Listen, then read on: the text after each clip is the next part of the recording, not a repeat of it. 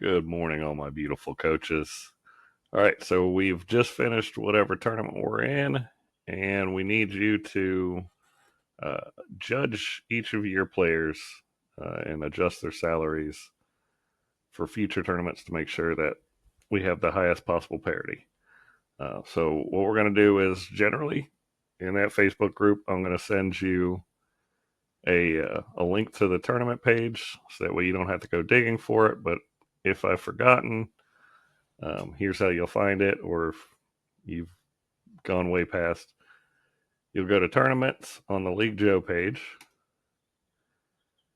and then down at the bottom here, where it says all tournaments, you'll see the upcoming tournaments. And once we've run out of upcoming tournaments, you'll start going into the most recent tournament.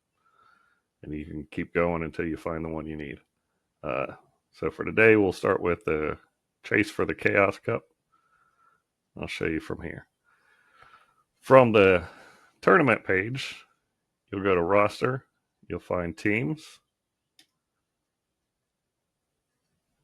and you will find your particular team. With this one, we'll just show you Hercules,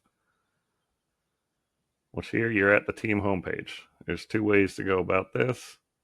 You can see this big red banner that shows we need to please complete your scouting reports. It'll give you a little how-to on doing scouting reports, but we know most of y'all prefer somebody tell you how to do it instead of reading it. The other thing, we just hit the roster reports and it'll shoot you over to it. The other option is if you just click the roster tab here, it'll also send you to the roster. Like I said, same thing. If we click roster reports, it's going to send you to the same tab. From here, you'll look at all your players. They have all their ratings here. And we'll take a look at them one by one. You'll go to this drop down menu, not the blue one, but the one next to it, and click on Adjust Scouting Report.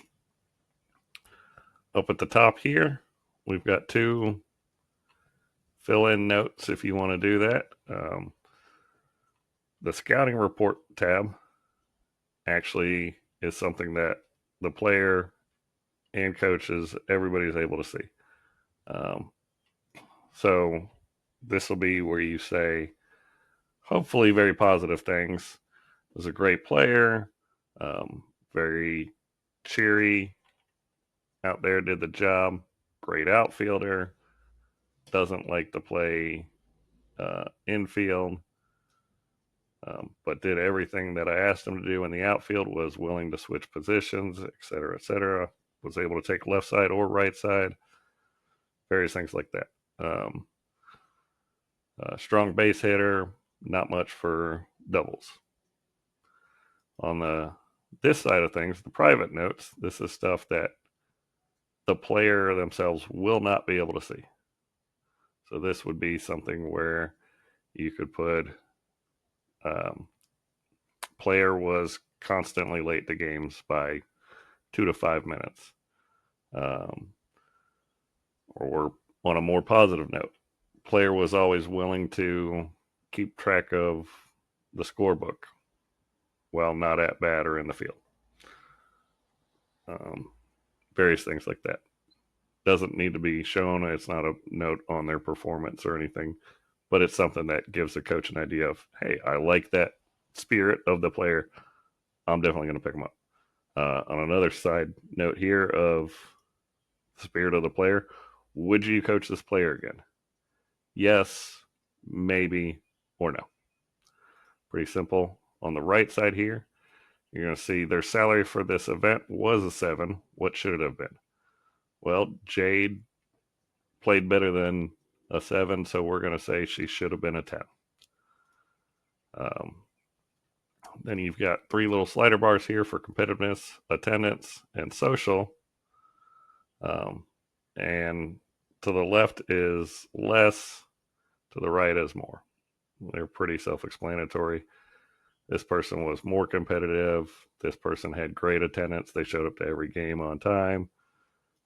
Social, they were very upbeat, jumping around, trying to get everybody going.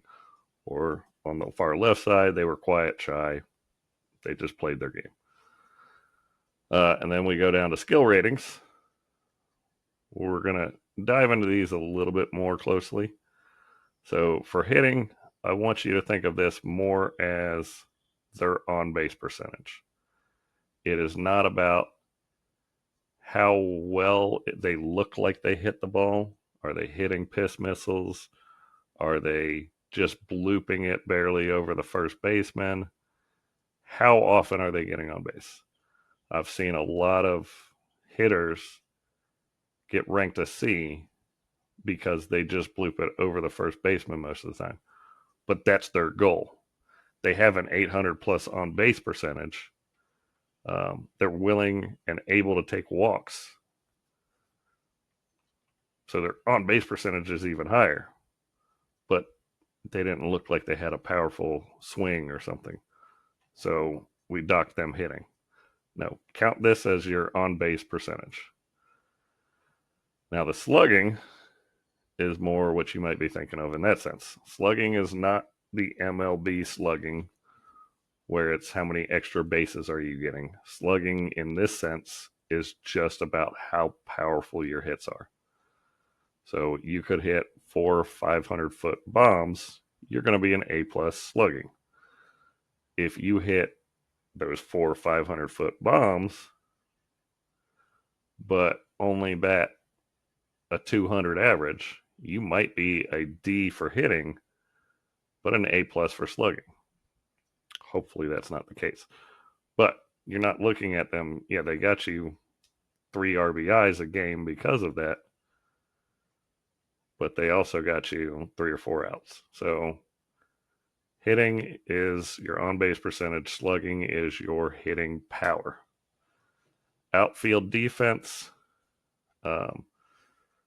this is one where I would say take the speed out of it. I know you like to think of outfielders in large part based on their speed in the outfield.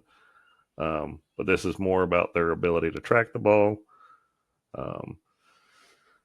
being able to catch the ball, if they can make the diving catches or the sliding catches, their awareness, if they know they can't, but they stop the ball from getting past them at least, prevent the extra bases, all the aspects of outfield defense, minus what their actual speed includes in that. Now, you can include speed to some extent if you got somebody who's playing outfield, but they can't cover more than 10 feet around them. I might lower their outfield defense pretty significantly. But if they've got decent range, then it should be fine. This is not taking into account their ability to throw it in either. It is literally about their defense. Their arm strength is taken into consideration further down. Infield defense, similarly, not about their ability to or how hard they can throw. It's how well they can field the ball, about their awareness from, making the plays to, hey, I've got somebody on first. I need to be ready to toss it to the second baseman or the shortstop.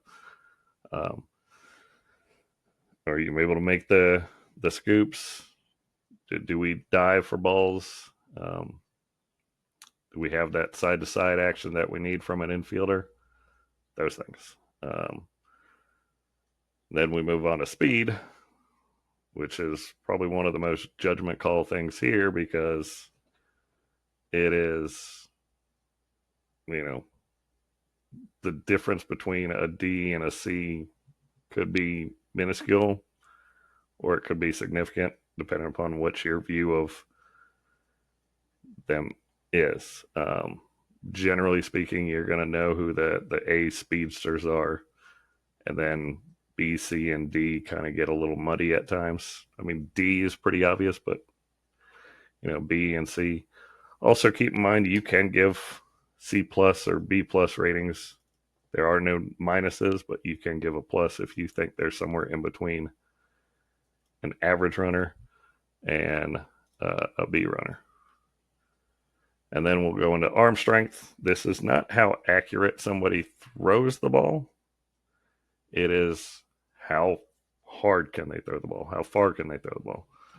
For your infielders, can they make the throw from third to first? Can they make the throw from short to first? Is it on a line? Does it hurt the first baseman when they throw it? Is it a rocket across? In the outfield, it's a little easier to judge these. Like a D would be somebody hit a short shot to the outfield and they still need a cutoff to be able to get it in. A C would be, hey, it was hit to the fence. I'm able to get it in, but I have to have a cutoff about halfway. A B would be, hey, it got hit to the fence. I can throw it all the way to the second baseman, third baseman, wherever, without a cutoff. And then an A plus would be at the fence. I can throw it to the catcher without a cutoff. Now keep in mind, all of these are based on comparing to other rec league, beer league softball players. So you're not saying, hey, my hitting's not as good as, you know, an MLB player or Kyle Pearson from one of the conference teams or something like that. No, it's compared to Jim Bob from next door in your local league. Then these last two buttons you will not have. That's for admin only. But then once you're done, you'll hit submit report and it'll show up with their new report up here. You'll do that for each individual person. And once you're done, this red bar should go away. All of these adjustments that you made, such as hitting and slugging, if you put her at a B, it would turn to green. If her slugging went down to a D, it would turn red, and it'll show the changes you've made throughout the course of your adjustments. Once you're done with that, you're done. And I appreciate you guys putting in that work.